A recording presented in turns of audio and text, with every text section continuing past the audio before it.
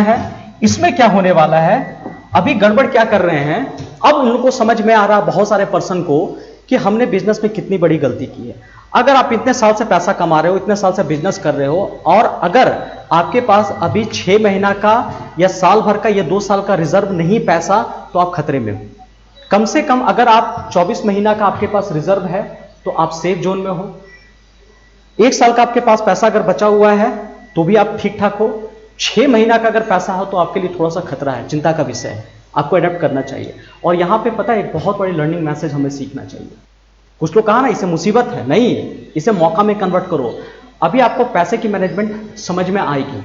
आपको क्या कर लेना, आज से कसम खा लो कि पैसे को कैसे मैनेज करना है, वो मैं भी आपको एक्सप्लेन कर देता हूं थोड़ा सा, ठीक है। 2 मिनट में आपको पैसे की मैनेजमेंट थोड़ी सी समझ में आ जाएगा। इस पर भी अगर आपको डिटेल वीडियो चाहिए ना तो मुझे कमेंट करके जरूर बताइएगा, मैं पूरी डिटेल वीडियो बताऊंगा मनी मैनेजमेंट पर कि कैसे हम लोग को मैनेज किया जाता है। अभी जो आप सबसे पहले करोगे ना, फाइनेंशियल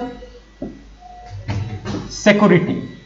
ये सिक्योरिटी का मतलब क्या हो गया आपको दिख रहा होगा, ठीक है, कोई दिक्कत नहीं। फाइनेंशियल सिक्योरिटी, ये फाइनेंशियल सिक्योरिटी एक ऐसी चीज है कि आपकी जितनी भी अभी मान लो कि इनकम है, खर्च को काट करके जो सेविंग करते हो, जितना भी खर्च है उसको खर्च को हटा दो।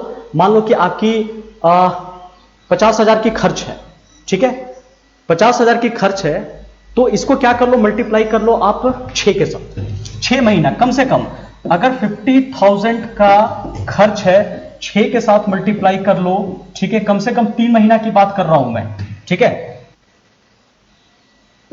ये देख लो, कम से कम 3 लाख, ठीक है, 3 लाख रुपया आपके पास होना चाहिए, तब आप समझो कि फाइनेंशियल सिक्योरिटी में। अगर मान लो कि किसी इमरजेंसी के कारण, ठीक है, किसी इमरजेंसी के कारण अगर जैसे ये भी हुआ या हेल्थ डाउन हो गया, अगर किसी तरह से पैसा मेरे पास नहीं आ रहा तो क्या मैं 3 महीना सर्वाइव कर सकता हूं? तो 3 महीना की आपके पास स्टेबिलिटी होनी चाहिए, ये आपकी सिक्योरिटी होनी चाहिए। इतना पैसा अगले जब भी आपको मौका मिले ना आप, तो इस पर जरूर काम करना। अगर ये सिक्योरिटी आपने हासिल कर लिया है ना कम से कम 6 मंथ तक, तो फिर फाइनेंशियल आप स्टेबिलिटी पर आओ,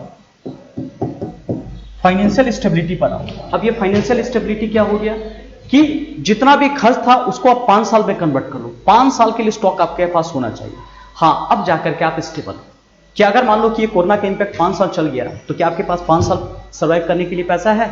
कोई इनफ्लो तो आ नहीं रहा है, जो जा रहा आउटफ्लो जा रहा है, तो कम से कम 5 साल के लिए आपके पास पैसा रिजर्व है, तो आप समझिए कि पूरी तरह से स्टेबिलिटी है, फाइनेंशियल स्टेबिलिटी।